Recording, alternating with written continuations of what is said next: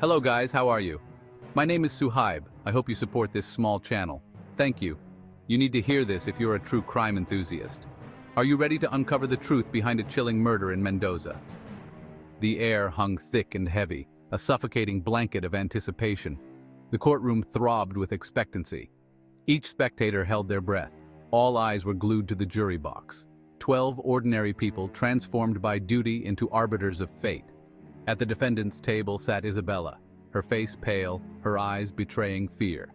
Isabella, the Vineyard heiress, now facing potent accusations. The victim, her husband, Eduardo, a charismatic businessman.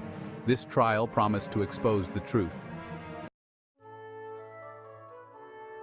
Isabella, with her cascading black hair and piercing green eyes, had always been a captivating presence. Her beauty was as intoxicating as the Malbec grapes grown in her family's vineyards.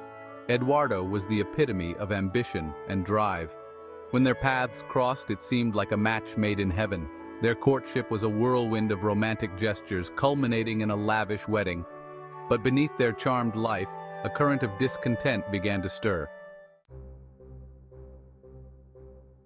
The first cracks in their idyllic life appeared subtly, like weeds creeping through the meticulously maintained rows of grapevines. Eduardo, consumed by his ambition, became increasingly distant, pouring all his energy into expanding his business empire. Isabella, accustomed to being the center of attention, found herself relegated to the role of dutiful wife and mother. Whispers of Eduardo's infidelity began to circulate through the grapevine of gossip. He was often seen in the company of other women, their laughter and carefree smiles a stark contrast to Isabella's increasingly strained demeanor. At first, Isabella dismissed the rumors, clinging to the image of the man she thought she knew. But doubt, like a persistent weed, is difficult to eradicate. She started noticing the late-night phone calls, the lingering scent of an unfamiliar perfume on his clothes, the unexplained absences from family gatherings. Her initial suspicions morphed into a gnawing anxiety that consumed her thoughts. The love she once felt for Eduardo slowly began to curdle into something bitter, tainted by resentment and a growing sense of betrayal. The tension in the household was palpable, a suffocating presence that hung thick in the air. Then, one sweltering summer evening, tragedy struck. Eduardo, usually a picture of robust health, collapsed during a family dinner.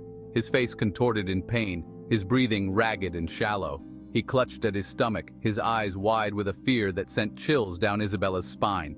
Panic ensued. The children screamed, their innocent joy shattered by the sight of their father's agony.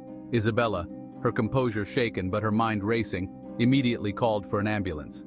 As the sirens wailed in the distance, she held Eduardo's hand, her touch both comforting and desperate. Eduardo was rushed to the hospital, his condition deteriorating rapidly.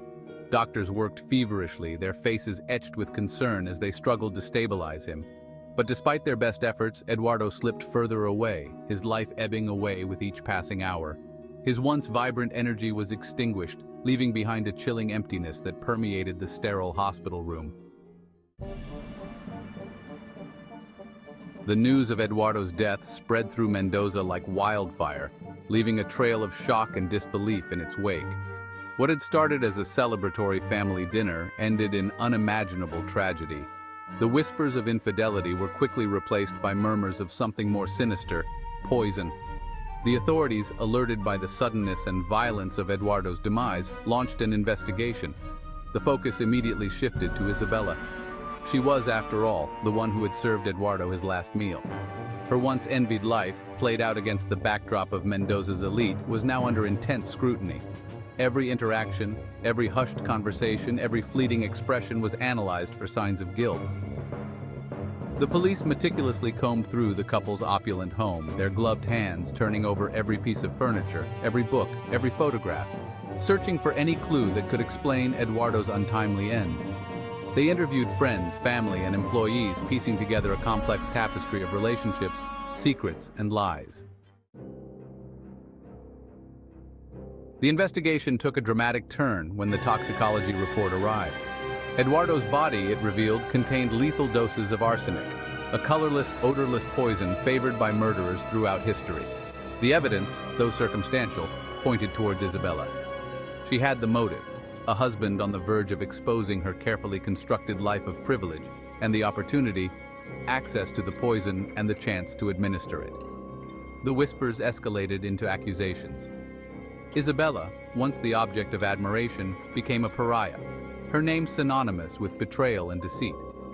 The community that had embraced her now shunned her, their fear fueled by the lurid details splashed across the front pages of every newspaper. The prosecution's case hinged on the testimony of a local chemist, a quiet man with a nervous disposition and a meticulous mind. He testified that he had sold Isabella a significant quantity of arsenic in the weeks leading up to Eduardo's death. When questioned about the purpose of such a purchase, Isabella claimed she had used it to eradicate pests in her rose garden, a claim the prosecution vehemently refuted. The trial of Isabella sent shockwaves through Mendoza. It was a trial that captivated and horrified in equal measure, a stark reminder that darkness could lurk even in the most idyllic of settings. The courtroom became a stage where the complexities of love, betrayal, and revenge played out for all to see. The prosecution painted a picture of a cold, calculating woman, driven to murder by her husband's infidelity and her fear of losing her privileged life. They argued that Isabella, consumed by jealousy and resentment, had meticulously planned Eduardo's demise, slowly poisoning him over weeks, turning their shared meals into instruments of death. The defense, on the other hand, portrayed Isabella as a loving wife and mother, a victim of circumstance, unjustly accused of a crime she did not commit. They argued that Eduardo, with his ruthless ambition and questionable associations, had made enemies who were more than capable of silencing him permanently. They suggested that Isabella was being framed, a scapegoat in a larger conspiracy. The trial became a battle of narratives, each side vying for the hearts and minds of the jury. Witnesses were called, evidence was presented, and arguments fiercely debated. The weight of evidence seemed to tip in favor of the prosecution. The chemist's testimony, backed by receipts, cast a shadow over Isabella's claims. The defense highlighted inconsistencies and questioned the investigation. They argued Isabella had everything to lose and nothing to gain from his death. The courtroom was a crucible, revealing raw emotions beneath. Isabella appeared haggard, the weight of accusations pressing down, yet she maintained her innocence, her fate hanging in the balance. The trial of Isabella became a national obsession. Newspapers published daily updates, their headlines screaming for justice, their pages filled with speculation and analysis. The case dominated conversations in cafes, on street corners, and in homes across the country. People were torn, their opinions divided. Some believed Isabella was guilty, her beauty a mask concealing a heart of ice. Others maintained her innocence, arguing that she was a victim of circumstance, a woman betrayed by her husband and condemned by a society quick to judge.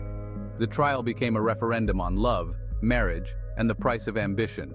It forced people to confront uncomfortable truths about the fragility of trust and the consequences of unchecked greed. It was a stark reminder that behind the manicured lawns and opulent facades, darkness could fester, waiting for the right moment to erupt. After weeks of agonizing testimony and intense deliberation, the jury reached a verdict. A hush fell over the courtroom as the foreman, his face etched with the gravity of the decision, stood to deliver the verdict. Isabella, her face pale, her body trembling slightly, held her breath, her eyes fixed on the 12 men and women who held her fate in their hands. In the matter of the state of Argentina versus Isabella Sanchez, the foreman began, his voice echoing through the silent courtroom, on the charge of murder, we the jury find the defendant. He paused, the tension in the room thickening, the air heavy with anticipation. Not guilty. The words hung in the air, a collective gasp rippling through the courtroom. Isabella's legs buckled beneath her, relief washing over her in a dizzying wave.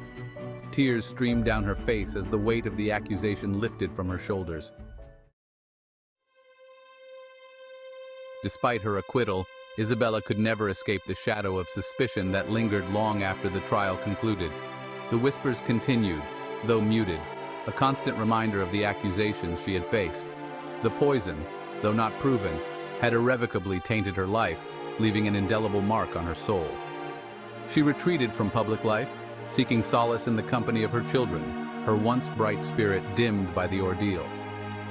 The vineyards, once a symbol of her family's legacy, now served as a reminder of the tragedy that had shattered her world.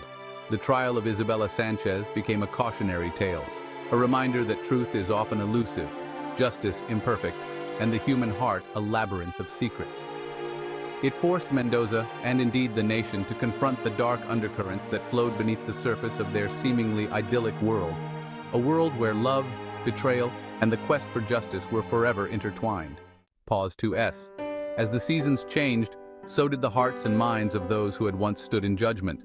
Time, the great healer, began to soften the harsh memories of the trial. Isabella found a fragile peace in her seclusion, her children growing strong and resilient, a testament to her enduring spirit. Pause 2S. The vineyards, though forever marked by the past, began to bloom anew, a symbol of rebirth and resilience. The people of Mendoza, once divided by whispers and doubt, slowly came together, united by the lessons learned from Isabella's ordeal. The story of the poisoned chalice became a part of their shared history, a chapter that, though painful, reinforced their commitment to truth and justice. Pause 2S. And so, with a heart that had borne the weight of suspicion and emerged stronger, Isabella stood at the edge of her vineyard, the setting sun casting a golden glow over the rows of vines. She whispered a quiet goodbye to the shadows of the past, embracing the promise of new beginnings. Pause 2S. In the end, it was not the poison that defined her, but her unyielding spirit and the love that sustained her through the darkest of times. Pause 2S. Goodbye.